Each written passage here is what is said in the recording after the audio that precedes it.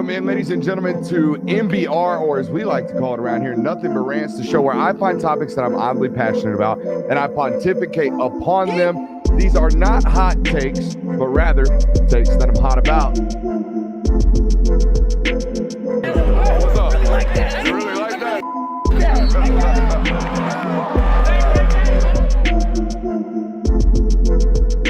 Let's shut up and grind some tape. Life is good, but man, who's asking? It's Monday of game week, ladies and gentlemen. We have finally made it. We've made it through NFL mock draft season right after the national title game. We made it through the NFL Combine. We made it through that 1 month of football blue balls that we get from college football spring practice, that little faux football season that we get. Ladies and gentlemen, we have truly made it. We made it through all of the talking season that is summer. Right? A summer of true change in college football as well, with even more conference realignment talk and even more rule changes. The game of college football remains ever changing from this point forward, it feels.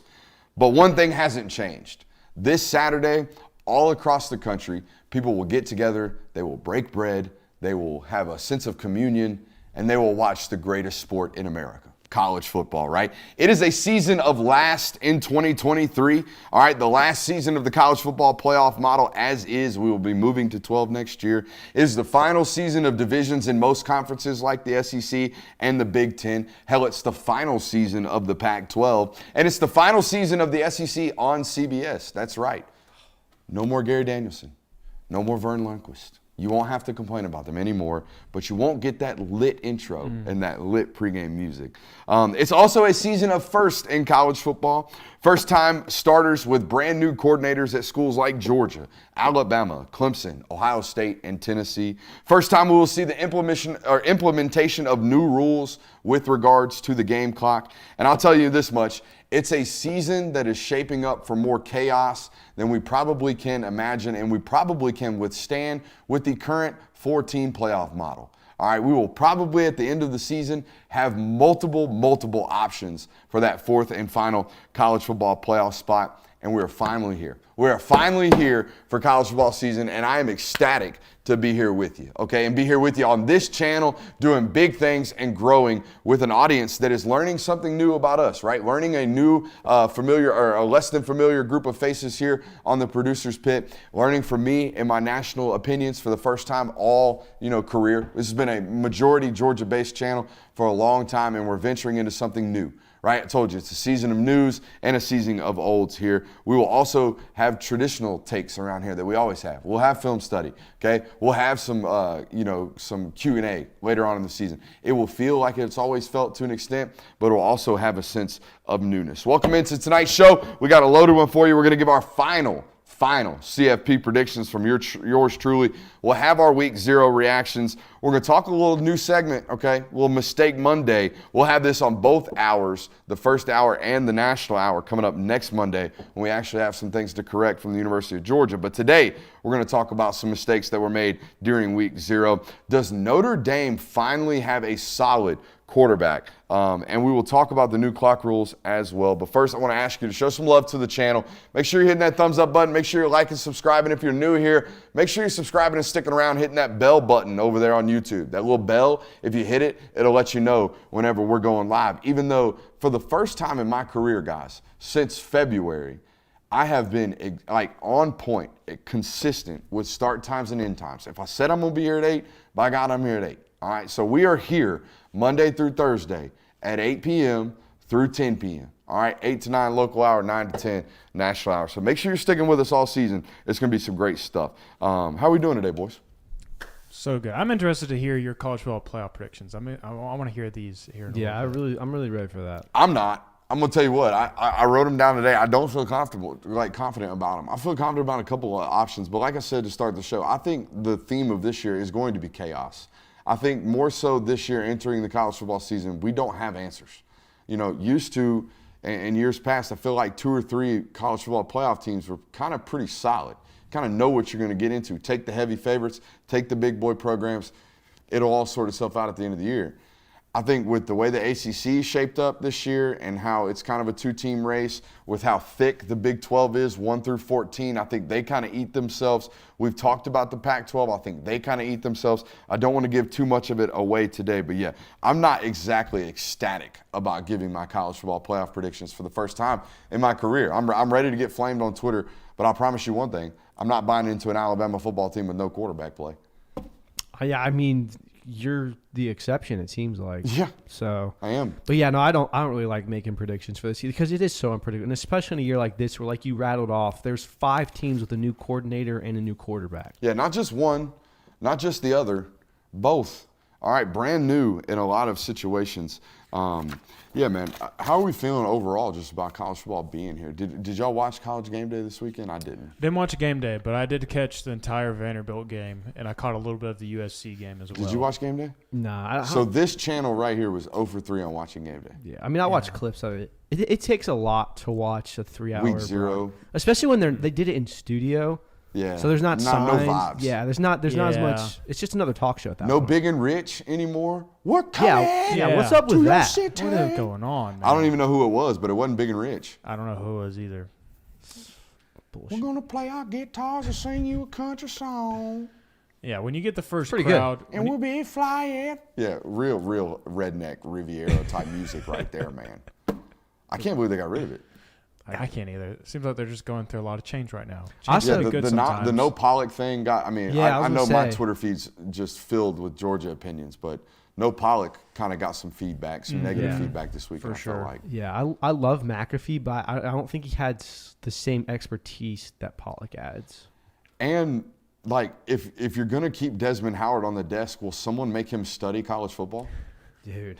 Like, will someone make him? Like, if he's gonna be one of the analysts, can we make sure he knows what's going on in the sport of college football? That would be nice. Yeah. Yeah, it would be nice. But I mean, was he cheaper than Pollock? Because it was the whole ESPN layoff thing, for those who don't know, it was all a money thing, okay? The books at ESPN have not been in the green for a while, all right? Bob Iger and ESPN are not exactly happy with the profit margins that are being produced at ESPN right now. So they made wholesale cuts this offseason, and most of them were directly tied to how much income you were making, I would imagine. They were just trying to, trim the fat on everything that heck, was. you had to let Maria Taylor go to NBC because you couldn't afford her anymore. The Bear left. He's with someone else now. And then now David Pollock is no longer there. So a lot of changes going on that front desk. Maybe we should start working for ESPN. They've never called. It's the only. We won't say that. We won't say that. Hey, week 0 happened this past weekend, and I've got 3 big takeaways. Here they go. 1, concepts and culture have to match. Listen to that. Concepts and culture have to match. I watched USC on Saturday night, and I'll tell you this right now. It was impossible to listen to that broadcast without that Pac-12 network self-sucking itself and telling me that USC had 7 of 11 brand new transfers on that defensive line. How they had all these new bodies and all these new faces, most of which were from Power 5 football programs, right? Heard it all over that broadcast. New transfer here, new transfer here. Look at how much, better USC got through the free agency market this offseason. It's all I heard about. Yet, when I turn on tape, I watch a defensive coordinator in Alex Grinch trying to be one of the most complex and multiple defensive coordinators that I've watched in week 0, I don't know, ever. Brand new faces all over the football field. It's no wonder you got busted assignments, blown coverages, defensive guys not being in the correct gap on 3rd and 22 and giving up conversions on such things. It's no wonder. You've got all these new faces, all these new bodies, which, by the way, is your culture. We've told you on this network, Lincoln Riley is not interested in providing assets and resources to landing high school football players on the defensive side of the football. In the last 3 or 4 classes, dating back to his years at Oklahoma, his defensive signees, 45 of them, transfers, 33 of them, high school football players. He's dedicated almost 50% more resources to landing transfers on the defensive side of the football than he has high school football players. What does that mean, Alex Grinch? It means the football players that you're playing with on Saturday just got there. So guess what we ought to be? We ought to be nice and simple. We ought to be nice and simple, nice and easy. Let them play fast. Let them get lined up. Let them do it. You know what? You also play in the Pac-12 where a lot of football teams play with a lot of pace and space. Why are you trying to be complicated? Why are you trying to be multiple? Because your offensive coordinator and your head coach is? That's not what you are. Culturally, that's not what you created yourself to be. So if we don't have the concepts to match our culture, we will constantly lose. Number 2, Notre Dame is going to be fun to watch this season, and I never, ever thought I'd say that. Notre Dame has been a must-avoid on national television for me for quite some time. Absolutely abysmal to watch in years past. But Sam Hartman is a tremendous college quarterback. He plays with a level of creativity that is extremely fun to watch. And again, I have willingly and actively avoided Notre Dame football on television for quite some time. Just don't like the pretentious attitude that you come with which. But this year, going to be extremely fun to watch because I do enjoy Sam Hartman and watching him play the quarterback position. And my third and final observation of this week's Week 0, Zachariah Branch is him. All right, is 100% him. Now, I've seen all the takes matriculate since Saturday night. I've heard the Reggie Bush comparisons. I've heard everybody tell you how explosive he is. They're all true. He looks like Reggie Bush. He runs like Reggie. He's not as big as Reggie. He's as explosive and as dangerous as Reggie ever was, though, right now as a true freshman. But I remember listening to Brookwood's coaching staff. Brookwood's a high school here in North Atlanta that went out to Bishop Gorman last year and played Zachariah Branch. Zachariah Branch had 3 punt returns for a touchdown in 1/2 against Brookwood. Oh, my God. Yeah. Oh, my God, it's right. Just oh, my go God, for it's it, right. bro. 1/2, 3 punt returns, tutties. Like, it got to a point where Brookwood couldn't even punt the damn ball because they were worried it was going to be a touchdown. Like, that's how good this football player was in high school football. He had 200 all-purpose yards the other night, over 200 all-purpose yards, including a 98-yard touchdown return on kickoff. He cribbed, again, 3 punt returns in 1 high school football. Half. Okay, I knew Zachariah Branch was going to be great. I didn't know he was going to be that uniquely great from the moment he touched it. Ladies and gentlemen, give him 3. Oh, what do we got? Observations, week 0. Doesn't have to be exactly 3. I gave him 3. Okay, yeah. Biggest one is Vanderbilt better be glad that they beat Hawaii because they're probably not going to be winning many more games after that. Like, Vanderbilt as a program does not get too many, like, all right, that should be a dub on the schedule. And that was definitely one of them. They dang near sold that game if Hawaii wouldn't have sold it themselves. So that was a good win for A.J. Swan and the Doors up there because, golly, you needed that one. Also, stadium, what the heck? That is just wild. Here's what I'll tell you. The stadium, I look at that as good news for Vanderbilt's program. No, for sure, good news. They're actually working on something. They're actually spending money on it. But Vanderbilt being favored by 18 points in that football game, I'm here to tell you right now, I'm no gambling expert, but Vanderbilt's not better than 18 points better than any Power 5 football team in America, are they? And Hawaii's a mid-major, right? They're in the Mountain West. But you get what I'm saying. Like, come on, dog. 18-point favorite against a Division I team? No, thank you.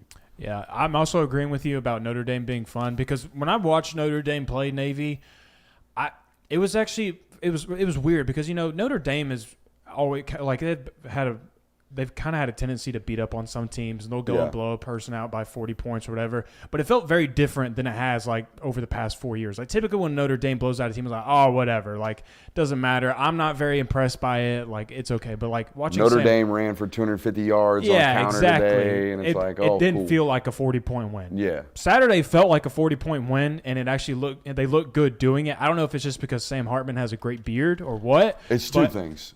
It's 1, Sam Hartman is gorgeous. 2, Marcus Freeman is even hotter. That's what it is. That's why Notre Dame looks good. Maybe they got the 2 hottest men in college football. They got some eye candy on that team for sure. Oh, smoke shows, nothing but. Yeah, so I'd say those were my 2 biggest takeaways. USC was just exactly what I expected them to be this year. So first one I had is my high school coach told me this when I was playing, but there are 3 to 4 plays. You don't know what they are, but they will change the course of a game. And that happened in Hawaii. Hawaii goes down. It's the end of the first half, and they score a touchdown, but you get a false start, calls it back. Very next play, throws a pick. You go down 14-21 at the half. You lose that game by 7 points. So I think that plays like that just show how big of a deal 3 or 4 momentum plays when you don't know what they are. So that's one. Two is I just love week 0 reactions. We're here talking about Sam Hartman and how fun Notre Dame's going to be. They beat Navy in the first game of the season, guys. Chill out, bro. They beat Navy. It wasn't even a big game. It was a game that they were supposed to win. Across the pond. I mean, yeah, shout out to the motherland, but I'm not. And then my third one is, until further notice, I'm out on any Lincoln Riley team. Kind of how you did with Texas. Yeah. Show me. Yeah, show me. Until Lincoln Riley can put some form of a defense that doesn't resemble Swiss cheese on a field, I'm not buying it. I don't care how good your offense is. I don't care that you have Caleb Williams. If you're going to have a defense that gives up 20 points to a San Jose State team. 28. What's going to happen when Ohio State comes? What's going to happen when Georgia comes? What's going to happen when, God forbid, if Alabama can get a quarterback when they come? So I just don't buy it. What's going to happen when Notre Dame comes? Maybe. I mean, Sam Hartman did look good, but let's pump the brakes on that one a little bit. That's all I'm saying. It's Mistake Monday around here, all right? And if you've been on Twitter at all, okay, particularly mine, you've seen me roast USC's defense, and we just got done roasting USC's defense. Again, I spent about 3 hours the other night listening to the Pac-12's announcers telling me just how magical USC's free agency signings were on the defensive side of the football this offseason. And that's exactly what they were, by the way. Okay, you go out and you start picking off of Power 5 football teams, starters off of Power 5 football teams. That's exactly what you're doing. You are pillaging the village via NFL free agency in college football. Okay, so if you took a shot for every time you were told about how brand new that front seven was on Saturday and how many new bodies they had in there and how many transfers you'd have been slap hammered by the second quarter. Every single opportunity they got, that Pac-12 network told you, look how new this defense is. Look at all these new players out here. It was impossible to watch that football game and not know that their entire defensive side of the football team hasn't been there long. They haven't been playing very long together, all right? And again, we've also told you on this channel that Lincoln Riley designs his rosters this way. He does not allocate resources to the defensive side of the football. They do not allow them to go out and sign 4 and 5 stars on the defensive side of the football on a consistent rate from the high school levels and the high school ranks. No, they are made and asked to fill that roster on the defensive side of the football with transfers. Guys that haven't been there long, guys that are learning the system, guys that is brand new to them, like your starting Mike linebacker who blew the play on 3rd and 22 that we're about to show you, right? But yet, despite all these new bodies and all these new faces and all these new names and all these new concepts to these young football players, USC's defensive coordinator Alex Grinch is just adamant on being one of the most complex and most multiple defenses that college football has seen. He wants to go out there and run simulated pressures. He wants to go out there and run mixed coverage looks. He wants to go out there and run multiple fronts. He wants to go out there and run multiple personnel packages. He wants to be multiple. He wants to do a lot of things. And it just doesn't make sense to me. Why? Why are we bringing multiple new football players onto our football team and trying to be a complex system? It doesn't make any sense, and I'm going to show you right now. Let's shut up, and let's hope we don't get any fuzz from the buzz right here. Whoop-bang. What's up? All right, we got it right here. Here it is. This was their 3rd and 22 look. Now, Georgia runs a lot of simulated pressure, so if you've been watching this channel through our educational film studies on Georgia, this look right here, this walked dog look, this double A-gap mugged look is what we would call this. This is familiar to you, right? These two linebackers walked up into A-gap. Georgia's been doing this for years. It's called a simulated pressure. You're going to act like you're bringing pressure, even though you may or may not. Now, they're actually only going to bring 5. Now, what you will not notice, I'm not even going to draw the defensive backs. I don't really care. It's not their problem. It's the defensive coordinator's problem, and here's why. On 3rd and 22, instead of dropping, maybe 8 and rushing 3, he rushes 5 and adds the 6th rusher in the box as a spy. But here's the problem. This Mike that was playing for USC, he just got there this summer. Okay, so when he's taught to spy, he's a little bit off. He's over here, a gap over. All right, but here's how they designed it. All right, they take the 3 technique, in this case was Bear Alexander, and they spike him across the nose's face. All right, now they drop the mic here, and they tried to wrap the will, okay, into this open gap. But the will never gets over the top of the 3 technique. They just bump into each other. Why? Because they haven't ran it enough.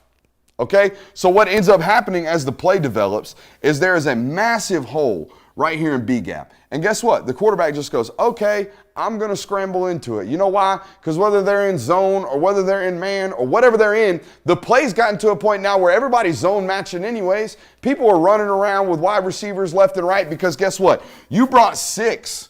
You have 6 in the box. They have 5 receivers running around amok on 3rd and 22.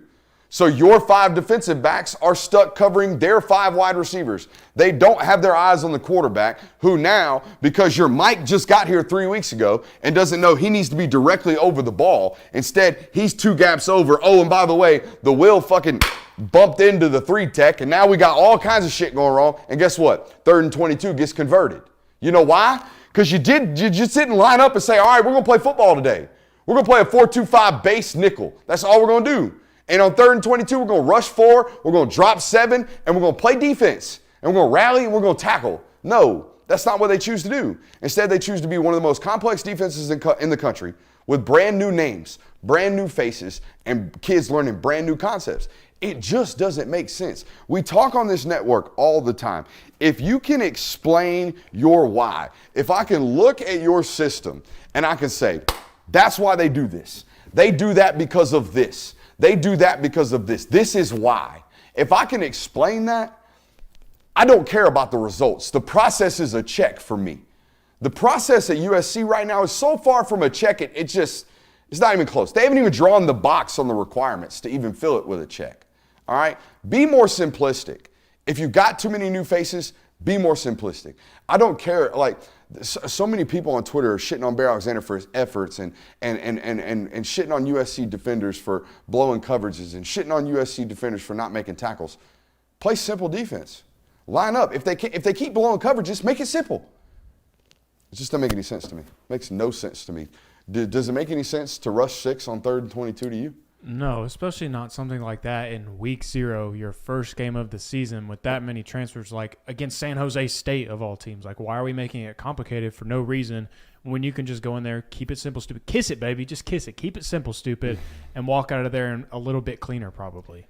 The only way I can justify something like this is a package you're going to bring later in the season. You want to implement this now. You want real game looks at now. Why not do it when you're playing with house money against a team that, even if you give up a 3rd and 22, you should beat. You can beat. You're going to score 50 on them. You have Caleb Williams. Yeah. That's the only way I can justify. I wouldn't do it personally. Yeah. Stick with what you know. Rush 4.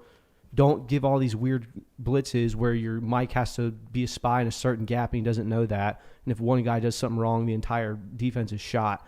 So if you're going to do it, I guess this is the best time to do it, but I don't recommend doing it. Here's my thing.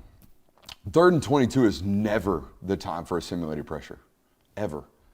3rd and 22 is the time to rush 3, drop 8, play in front of the sticks and behind the sticks, right? Drop the underneath umbrella of defense right in front of the sticks. Drop the above coverage of umbrella of defense right behind the sticks. Play 3rd and 22 defense. It is not the time to rush 5, add in a 6 with a spy, and cover 5 on 5. That is not the opportunity or the time to do that. That's 3rd and 5. That's 3rd and 6. That's 3rd and 3. It's not 3rd and 22. Okay, again, you have to give me some type of actual reasoning because I can't find it. When I watch USC defense, I cannot explain why they are doing what they are doing. And that is a problem. All right, it doesn't even have to do with the bodies. Okay, they got good football players. They do. They're fucking USC. Just play some coherent defense. Line up. Just line up and play defense. I promise you right now, if USC tomorrow in the Pac-12 lined up and said, we're going to play 4-2-5, single high, man-to-man defense. We're going to rush 4 and maybe 5, and we're going to play 2 high or a single high, man-to-man defense all day, every day. I guarantee you they would have less blow-ups. Guarantee you they would have less explosives. Guarantee you they would play more sound defense. They don't have to do all this extra stuff. They're going to score 50. Just don't give up 51. That's all you have to do. It's crazy. And we talked about it with Pate. The dude must be just a great hang. Alex Grinch just must bag ass left and right. Lincoln Riley's got to have some scandals that Grinch knows about because I don't know what's keeping him around right now. I don't either. Yeah, it's one thing to just like not have the right personnel, have bad players on defense and be bad at defense, but it's another to have players that can play defense, good football players, and it's not working because you're making it too difficult or you're not running the right scheme or you're just trying to do too much. That's a totally different thing. I mean, Dan Mullen didn't even hold on to Todd Grantham this long. No. Like, this has been years and years and years of having mediocre to bad defense Abysmal. at best. Yeah. To supplement with what might be arguably the greatest, or not greatest, but best offense in the country. You have the best player. He won the Heisman last year. He might win it again this year. Why are you consistently being okay with just having bad defense that loses us games? I don't get that. It's so crazy because, like, Alex Grinch had a run there at Washington State where he was the most coveted defensive coordinator in the country, right? He actually makes a Mike Leach defense comparable and decent. And then Ohio State hires him. He spends a year there. And then Oklahoma hires him, and he's been there ever since. He's been with Lincoln ever since. And, yeah, I don't know what it is. I don't know if it's the only thing I can think about. He just must be either – he must give Lincoln fits during practice, and that's why Lincoln thinks he's good, maybe? I don't know what it is. Because you can't – What's his contract look like? That's a good Google. I mean, that's a great Google. Because, I mean, if it's like $250K a year, that might be why, but – yeah, he's cheap. yeah. I don't think that's necessarily. I don't think that's I would it, venture but- to say Alex Grinch is making $650,000 a year. What's he making? His contract. Oh wait, hold on. This is the wrong one. Let Either me way, find the one. most defensive coordinators are making close to $750,000 of a Yeah. million So, at high levels. You got something? You look like you keep getting surprised by whatever you're Because looking I at. looked up his contract, and the first thing that pops up is his contract with Ohio State. Oh, okay. No, I don't get it. It's very, very interesting to see what's going on there. Where are we at? My notes are all over the place now. We've done Mistake Monday. We just got done with that. Now, let's talk about Sam Hartman. Ladies and gentlemen, Notre Dame has a quarterback. All right. Now, I think he's a great college quarterback. I don't know how great and projectable Sam Hartman is to the NFL level. But I was flabbergasted.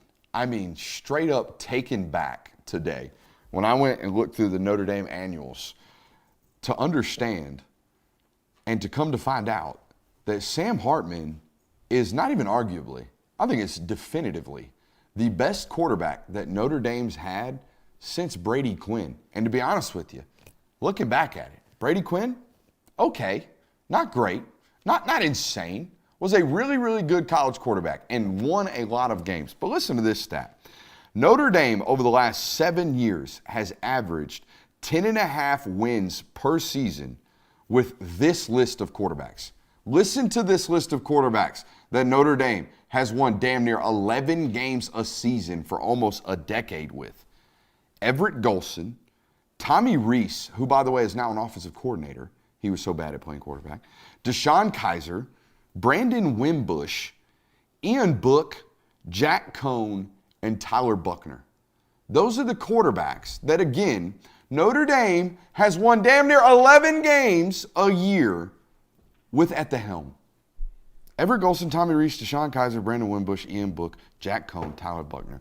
I think there's one NFL start amongst all of them, and it comes from Deshaun Kaiser. All right? Notre Dame has achieved an absolute magic trick over the last decade of college football. Okay? They finally have a quarterback, and a good one. Guys, were you as taken back as I was today to find out, oh, damn, Notre Dame's been dubbing up folks with nobody at the quarterback position? Yeah, it's pretty bad when you ask the question about Notre Dame quarterbacks in recent memory. The first guy you think of is Wimbush. Like, that's pretty bad. If that's the to first me, it's notable Ian name. Book, but yeah. Yeah, that was just because, I completely forgot about Ian Book, to be honest. But it's crazy to think about because, when you think about Notre Dame, I don't think about bad quarterback play. I don't think about them being mid at the quarterback position. And when you pointed that out, I was like, dang, that's just impressive on its own. It's beyond insane. mid, man. That's some ass. That's some bad quarterback. That's some stank ass. mall cops. Yeah, mall cops.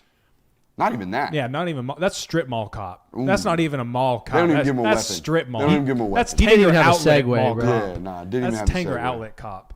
They gave the man some mace and said, good luck.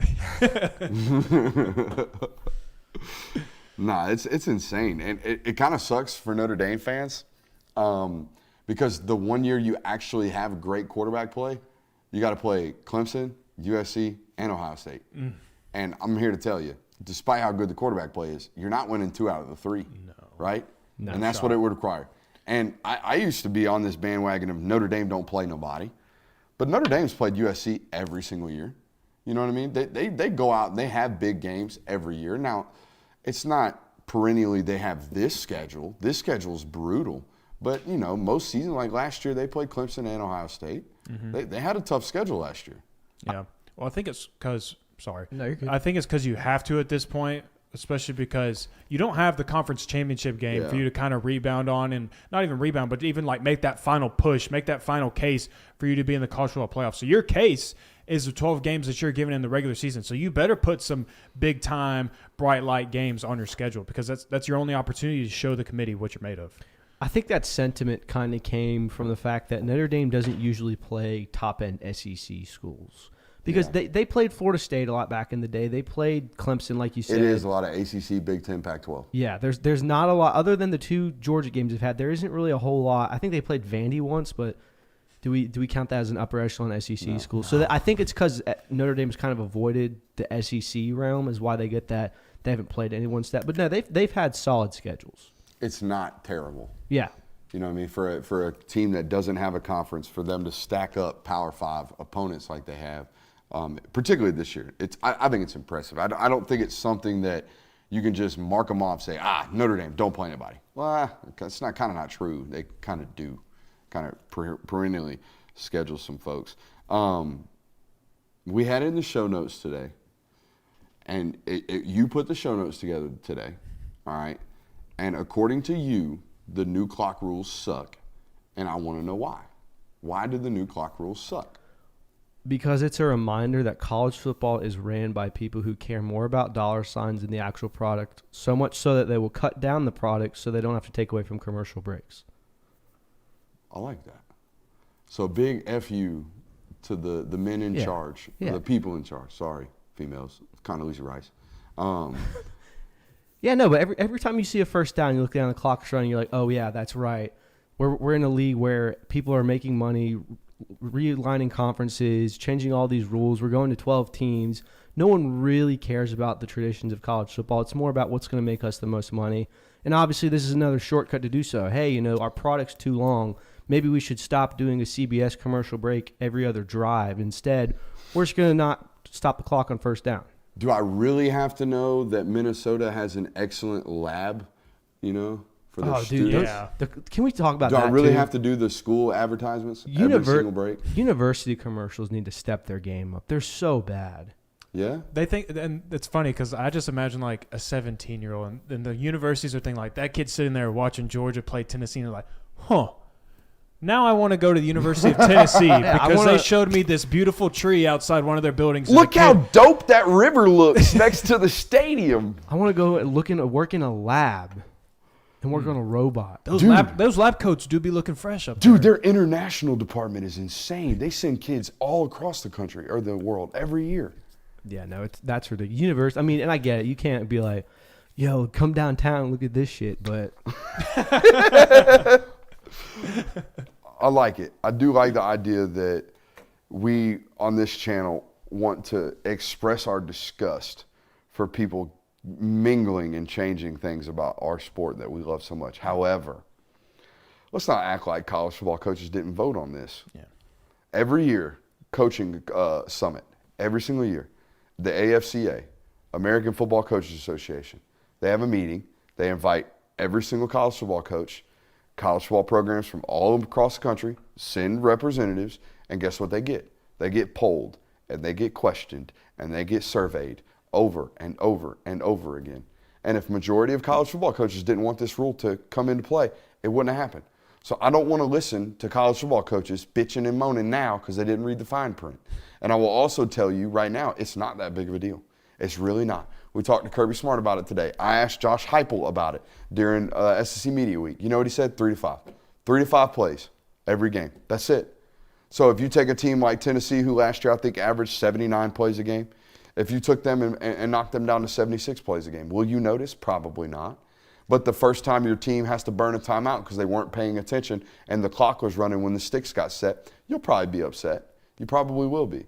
But in the grand scheme of things, I don't think it's that big of a deal.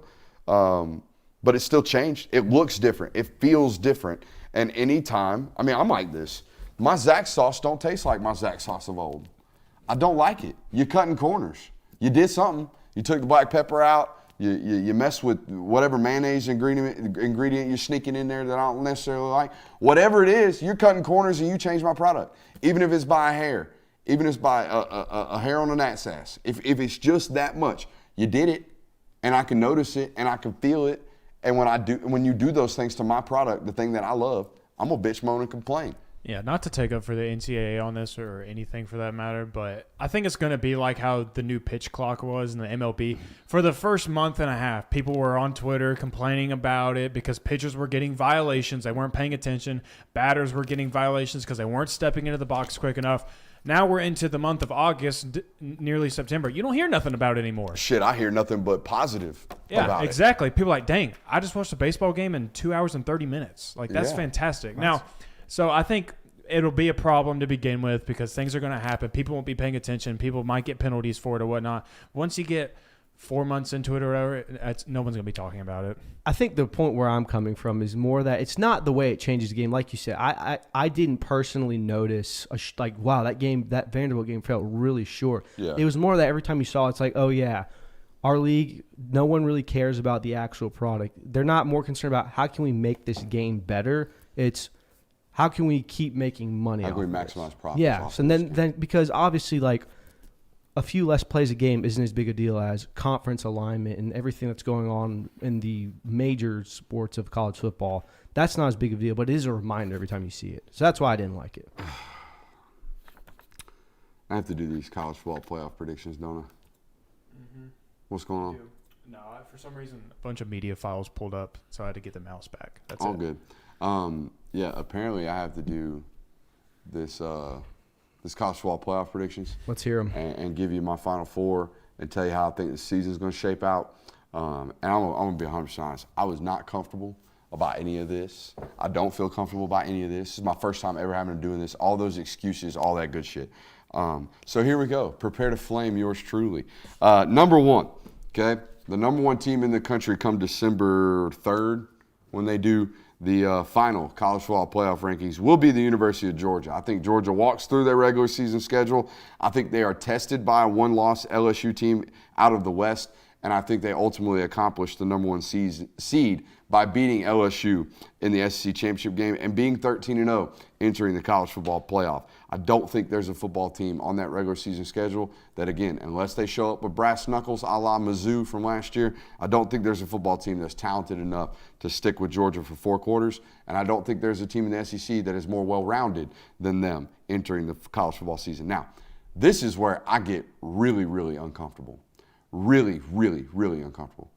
And that's Florida State at number 2. And it's just, ooh. I can feel my tummy queasing right now. It's just going, it's just rumbling. And here's why I got Florida State at number 2. I do have them losing to LSU this week. I think LSU beats them this weekend. But I have them winning out the rest of the season and beating Clemson twice. Once in week 4 and once in the ACC championship game. And here's why. I don't think Clemson will be able to block a freaking soul this year. Not a soul. And particularly this Florida State defense.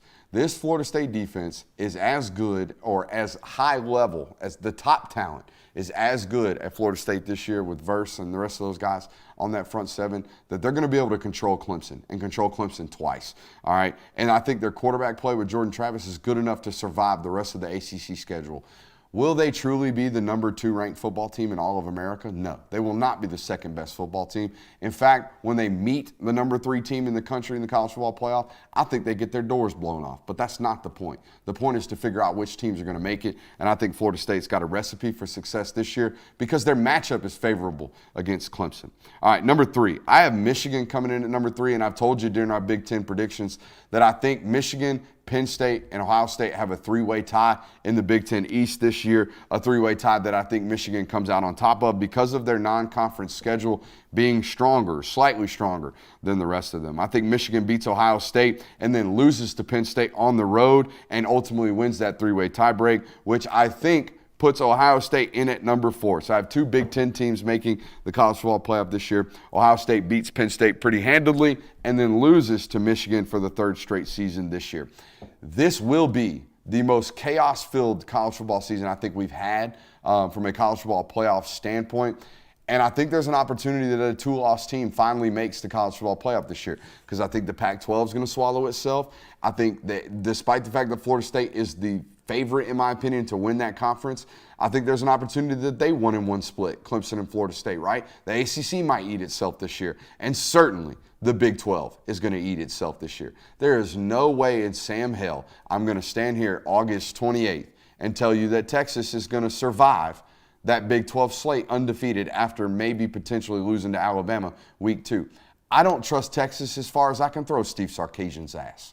So we're not going to do it. All right, but the rest of it I feel relatively comfortable about, even though I want to throw up sitting here picking Florida State. Boys, poke holes in it. Why am I wrong? I don't know that I can say that you're wrong on any of them just because, typically going into a college football season and going into the college and narrowing down college football playoff predictions, you can typically maybe name 6 teams. Maybe there's only even 5 sometimes that you're like, for sure, I think they're a contender. This year, it's a little deeper than 6. Maybe you could even go 8, 9 teams. So I don't know that you're wrong on it. Florida State at 2 scares me as well. I'd like to think because it goes back to my whole point of why I said that they wouldn't win a national title because they're so new to this. They're so new to this platform. Mike Norvell is new to this. Jordan Travis is new to this. The expectations are on you to win the ACC. The expectations are on you to finally become a college football playoff team. You don't think all of that goes by the wayside if they beat Clemson week 4? No, I think it absolutely could. Yeah. And it's just a matter of I want you to prove it to me before I come out here and say like, oh yeah, you're going to be the number 2 seed in the playoffs. Again, I don't feel great about it. But when we talk about all the turnover in college football, right? We talk about all the perennial powerhouse national title contending football teams. All of them have had tremendous turnover, except for Florida State. Florida State's the one of these national title contenders. I mean, Georgia, new offensive coordinator, new quarterback. Ohio State, new offensive coordinator, new quarterback. Clemson, new offensive coordinator, new quarterback. Alabama, new offensive coordinator, new quarterback. Like, Florida State returns a lot, and they have consistency at the quarterback position and with their head coach having most of the influence on what they are doing offensively. It doesn't make me feel good. It doesn't at all. I do not feel good about picking Florida State. But, again, what else are you going to do? You know what I mean? I don't love 2 Big Ten teams again. Yeah. I don't think that they're going to double up with the Big Ten, especially the way it went last year. Where, because let's be honest, You think that plays a role? I really think do. It does. I genuinely think it does because the fact that let's go back to 2017 where you have Georgia and Alabama the first time and they got heavily criticized. Georgia and Alabama made the national title and it kind of shut everyone up. If Georgia and Alabama don't win their respective games, I don't think you ever get 2 teams in the playoff again from the same conference unless it's definitive. These are the 2 best teams. Last year, Ohio State was kind of They didn't look great in certain games, and they got boat raced by Michigan. I don't think they're going to do that again, especially the fact that the Big Ten or the fact that neither of those teams made the national title. Combine that with the fact that next year going to 12 teams, you're going to see all these teams in the playoff anyways. I think that the committee is going to kind of in their back of their mind. They'll never say it. They'll say, we picked the 4 best teams, conferences don't matter, all that. They're never going to say that, but I think in the back of their mind, they're like, let's try to avoid a double up. So in our last year of 4 in the college football playoff, would you say that Cincinnati has completely ruined any non-Power 5 to make it back after getting drummed up by Alabama? Because by your theory, if what you did years past impacts future decision making, then we shouldn't be out here with a non-Power 5. I would say yes, and I mean even looking at it, Cincinnati had to play 2 great seasons. To make the playoff. To even get in there. They had to go 29-1. Yeah, they had a good 2020. They lost to Georgia by 3 points, I think, and then they went undefeated in 2021 and forced the committee's hand. I don't think that's ever going to happen again in the non-Power 5. So, yeah, I would say Cincinnati screwed over the group of 5s. But I don't think it's crazy to say, and I don't think that the past plays a role because if based on Brooks's prediction, he's saying that the Pac-12 is going to eat itself alive, and that's very possible. We sat there and analyzed the Pac-12, said it's deep. Like there is a bunch of it's teams. not only deep. Who in the hell in the Pac-12 survives the last 4 weeks undefeated? Yeah. No. Look at all those teams' schedules. Look at who they play the last 4 weeks. The Pac-12 just said, screw it. We don't ever want somebody to win a national title. Same thing for Big 12. And like the whole reason why they both ended up in there last year is because the SEC West shit the bed, the ACC and Clemson shit the bed, the Big 12, Texas, Oklahoma, boy, oh boy, was that bad. And then USC couldn't do anything, and Oregon and Dan Lanning could not close out the season. Mm-hmm. That very well could happen again this year, but you add in an ACC team this year instead. So why can't we have a bunch of 2-loss teams in the SEC as well, except for You Georgia? could. I think you could. I think it's more likely that we have 2 1-loss teams coming out of the Big Ten than we do have 2 1-loss teams coming out of the SEC. I think Florida State could get there with 2 losses. If you lose to LSU in week 1 and then kind of lose a close – is that game at Clemson? Yes. Okay, you kind of lose a close game at Clemson, and then they're not in the same – they're not doing divisions There's no anymore. divisions anymore. So you in the play ACC. Clemson in the ACC and you beat the hell out of them. All of a sudden you're a 2-loss ACC champion that redeemed one of the only losses you had.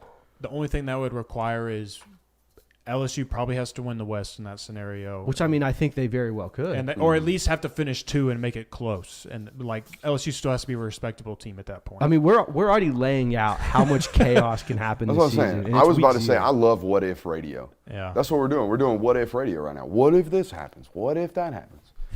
Well, odds are it will happen. Odds are we're going to have like just all kinds of damn chaos this year in college football. I want to talk about this BS high stuff real quick. This Bishop Sycamore story, and I don't even want to say his name because I don't think he deserves any type of acknowledgement. You're doing the same thing I was. All right, so we'll just call him that guy. That guy that was the head coach of Bishop Sycamore might be one of the sleaziest, dirtiest pieces of shit we'll ever talk about on this network. This dude that was the head coach of this school is one of the slimiest dudes I've ever heard. Listen to some of these quotes. I wrote down 3 quotes from this guy. He was asked about the offensive playbook that Bishop Sycamore was running, and he said, and I quote, "I don't know, one of them stupid kids said they got it off of Madden." One of them stupid kids. And then he was asked about whether or not he was a con man and whether or not he was a liar. And he said, and I quote, "I'm the most honest liar I've ever met." What does that even mean? How are you an honest liar? And then here we go. This was my favorite. When asked about Bishop Sycamore playing 2 games in 3 days, before they played IMG Academy on ESPN, they played a game on Friday, the 2 days before the Sunday that they played IMG and lost, 60 some odd points to 0. When asked about that and why he made the decision to play 2 games in 3 days, he said, and I quote, "They didn't make it legal, so we played the games." And my favorite response to that was the journalist who says, "Hey man, it's not illegal for me to stab myself in the leg, but you probably shouldn't do it." You know what I mean? Yeah. Good God. What you watched it. I think you didn't have a chance to watch it. You watched this documentary on HBO called BS High. What was your immediate takeaway? It felt gross to watch. Slimy. And you felt bad because it's like, I want to go on a rant and I want to use a platform to like bury this guy. And then you realize he only views that as a win. Any publicity is good publicity. That's like he took out PPP loans in his players' names without them knowing. I didn't get that far. Yeah, like if during COVID, he took out personal protection plans. Yes, loans? In his player's name, they didn't know about it. That's hilarious. So if you have someone who's that morally bankrupt that is willing to do that, whatever we say isn't going to matter to him. He's going to view that as a win. So I'm absolutely stunned. Dude's not in prison. I don't know how he isn't, but literally, like there's the picture where he's smiling at the camera. Yeah. Literal sociopath. Oh no, big time. But it was honestly kind of disgusting to watch what he did to young men who were pursuing their dreams, sold them on a dream, and essentially ruined their careers. There's one kid. I'll spoil this for you. There's one kid who he's a quarterback. The quarterback finally gets an offer from Grambling. Grambling finds out that all this Bishop Sycamore stuff is going on and is like, we don't want that. Basically rescinds the offer, and he still like is looking to play somewhere. And he's like my age now. He's like 22. So it's just sad. Yeah, I thought the douchiest quote I've ever heard douchiest quote I've ever heard in my life. And I've said a lot of them. Don't get me wrong. My douchebag jar is full at the house. All right. Plenty of douche coming from yours truly. He said the story of Brooks Austin is not a story. It's more of a legend. That's what he said about himself. What a prick. Yeah. I mean, I don't have much more about it. I don't think we should ever mention him again. Don't give him that satisfaction. Bro, they had kids out here believing that they were about to put them in like a $150 million facility. Crazy. Absolutely crazy. Dang, well, now I'm not going to watch it now. I'm not going Don't. to watch it. I'm not going to do You'll it. feel like an absolute sleazeball. I If will you're say- watching tonight, don't watch that. Just save your time. I just saved you. Yeah. It's the nastiest, grossest stuff you'll ever see. I will say though, Except childbirth. it's everything that Swamp Kings could have been though. Yeah. Like it goes deep in all the scandals. People openly talk about, okay, this is what happened here. This is like Swamp Kings just glossed over that and was more of a fluff piece for Urban Meyer. Man, but you want to know?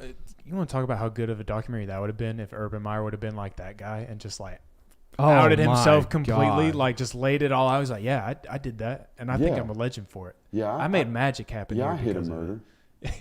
Like, that would have been amazing content to watch. I mean, it would have been better, but gosh. We made some amazing content for you guys to watch tonight. Hope you enjoyed it. Hope you hit that thumbs up button. I'm going to tell you right now, even with that Joker Josh Payton coming on here a couple weeks ago, this is the highest rated NBR show we've ever done.